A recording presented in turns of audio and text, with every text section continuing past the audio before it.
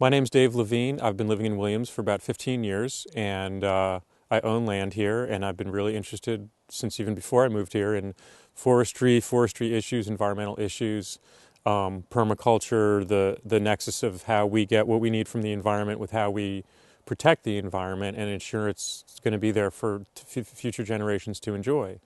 So I moved here, in 1996 to Williams, looking to live in a really natural place where there was organic farming and people were living in a way that was a little closer to the land than in a lot of the country.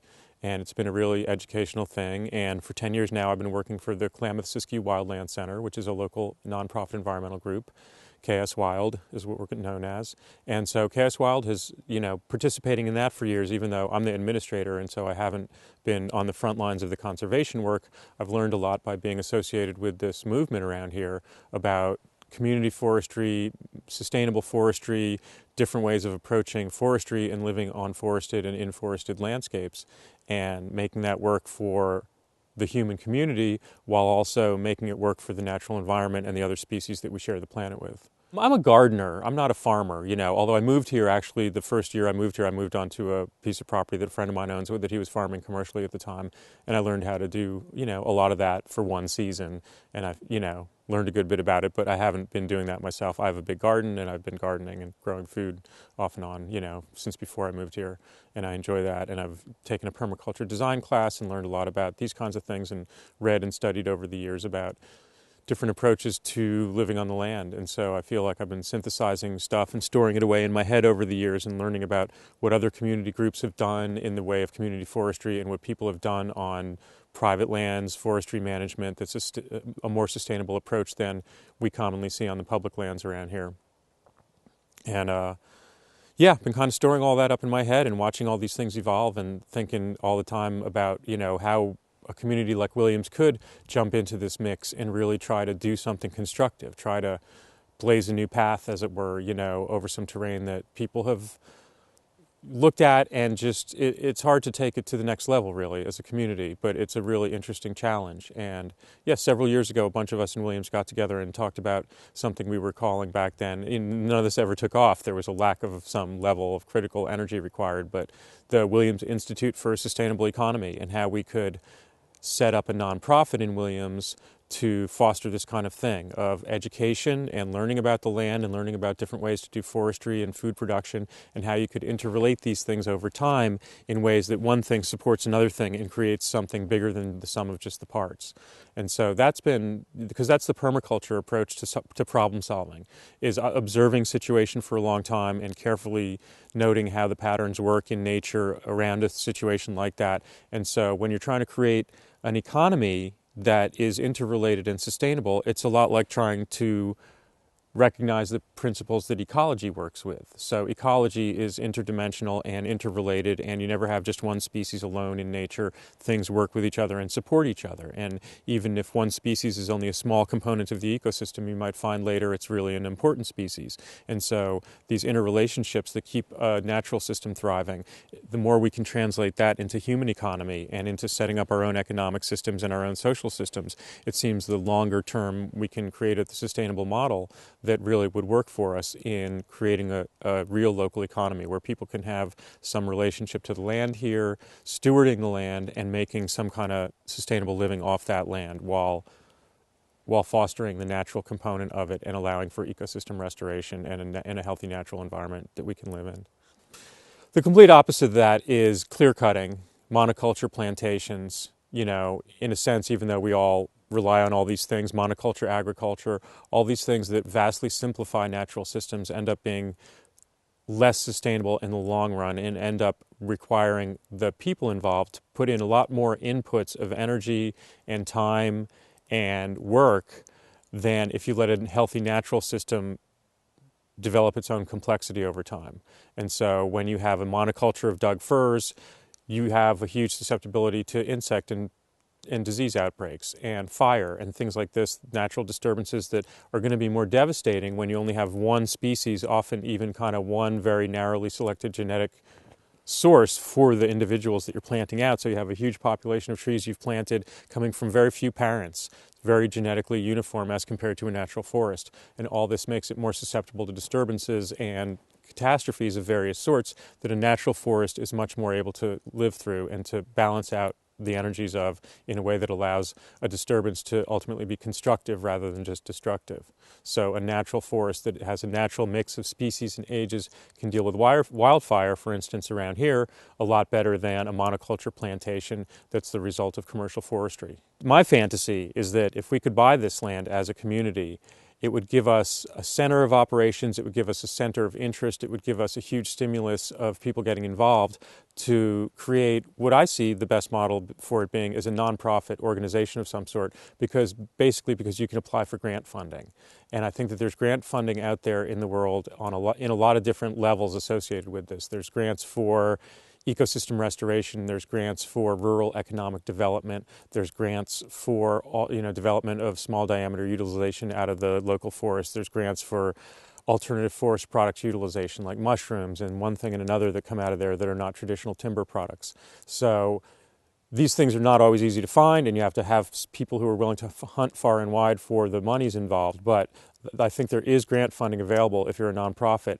And to me, setting up a thing like that leads naturally to a mission that's hugely centered around education, because what I see a niche that we could fill here in Williams, and we could do something that people have been trying to do in various places, but this would be a really great opportunity if we had 320 acres of our own forested land in the watershed that we could actually work on. It's like you can't just learn farming from a textbook. You got to get out and get on the ground and do it. And it's the same with forestry. You can't learn all this stuff just in the abstract. It's interesting, but it doesn't do anything to further our actual situation. If we had that piece of land, we could conceivably have a land base to work on that would give us a sustainable flow of wood products and other products that we could work with while providing a really beautiful natural laboratory for us to explore strategies of forest restoration and enhancing ecosystem health and diversity while still having a relationship to the human economy that's balanced and of a scale that is sustainable for the long run. So you're not trying to take too much, you're just taking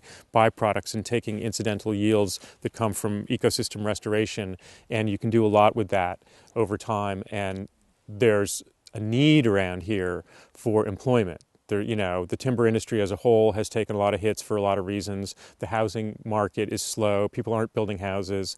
And there's a lot of people out of work for a lot of various reasons around here in rural Oregon. And it would be great if we could start doing something that would, in some small way, start to contribute to building local employment in a way that would keep more money in our communities instead of having us be residents of what's a resource extraction colony when the public lands are managed for the benefit of corporations, some of whom are local, but many of whom are based in distant places in America or multinationals. The profit flows out of the community. The resources often flow out of the community. Yeah, we do get some local employment, but this is not the best, most sustainable way to generate an economy around here because, among other things, as we can see now, the timber industry doesn't look so good. It's the victim of large forces, global forces beyond the control of local people. And so we can do however well we want as far as managing lands on that industrial model. But when the markets change and the one product you're getting out of there, construction lumber, is no longer in demand, the jobs go away. And then there's no money left for restoration. There's no money left for managing the road network. There's no money left for protecting rural communities from wildfire because it's all centered around this one model of commercial timber production. And everything leads to that ultimately on the Forest Service and BLM land, even if they're doing restoration forestry and they're doing small diameter utilization. I think we all wonder what's going to happen 50 years down the road if and when their restoration is successful and great. Now they've filled these second growth forests with big trees like this, they'll want to log them again. We will want, as a society, to log them again. Maybe some of that's okay. Maybe some of that's good. But there's a discussion to be had about what the best way is to sustain this in the long run that is a lot less victim of outside forces that produce an economy that goes like this with cycles of boom and bust, where the people that live here, when it goes bust, really suffer from that reality. So a nonprofit organization where we could get grant funding to stimulate a rural economy that's truly sustainable, to stimulate good forest management. You can evolve that into a mission of education, educating local people, educating especially younger local people so that people don't have the option of basically no options here, and hugely just the draw of having to leave the valley in order to grow up, make their own way in the world, and find work, because there's no jobs here. You're not going to fix everything for everybody with one project, far from it, but you can create a nucleus of energy that starts getting people interested in the concept of keeping money local, keeping our products, making more of what we buy come from our local land base, keeping jobs available locally, having more forms of schooling in the community than just the elementary school, and then people go out of the community for further education. If we could have a rural campus, a little rural green campus where we could have people coming from different places, people in Williams, people from other communities in other places, teaching permaculture, green building techniques, sustainable gardening, permaculture, local cottage industry stimulation, local food production, agriculture, all these things. If we had a place where we could do that, and a nonprofit foundation that could be an umbrella over all these things, we could get funding to start this. It would give us a conduit for bringing the community energy into having a thing like 320 acres of our own land that we figure out a good thing to do with, and we show other people in other places, here's what you can do. If you can buy some of your local land base up, you can actually, and this remains to be seen, this is our big challenge. Can we make the land payments? Can we get this piece of land? Can we pay for it somehow? If we can, it opens up huge opportunities for us, and I think is just an empowering thing for local communities where other people might see, wow, look at what they're doing in Williams. They've created a whole way to educate some of the young people, create jobs there, preserve some of the local land base. And then a thing like this grows if it's successful. And if this is a good idea and we could get it off the ground, I think all kinds of stakeholders over time would be coalescing around a mission like this. We have RCC locally, Rogue Community College, Southern Oregon University, other educational venues. We have other nonprofits and organizations that are trying to create a local farm economy, a local sustainable food production economy, and local utilization of raw materials. There are other people working on this stuff already. The more people are doing these things, the more you build up a level of interest in this, that you get a lot more energy then flowing into it, and you get the energy that happens when different people with different perspectives and different experiences come together to create something new. And Williams has a huge amount of creative energy among the people here, and a huge amount of talents, different skills, different life experiences, and it's super impressive when you get a bunch of people in one place who want to talk about something like this.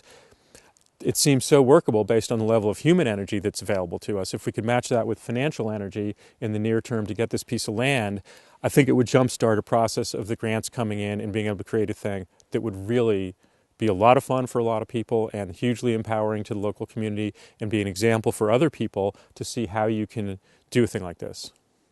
And so in closing, I would just like to, send this message out to the landowner primarily, but the rest of us around here, just, so we're all thinking the same thought. Please don't log that land. Please give us a chance to buy this land and do something different with it. There's too much land that's been degraded like this, and too little that people are trying to do something new and creative with.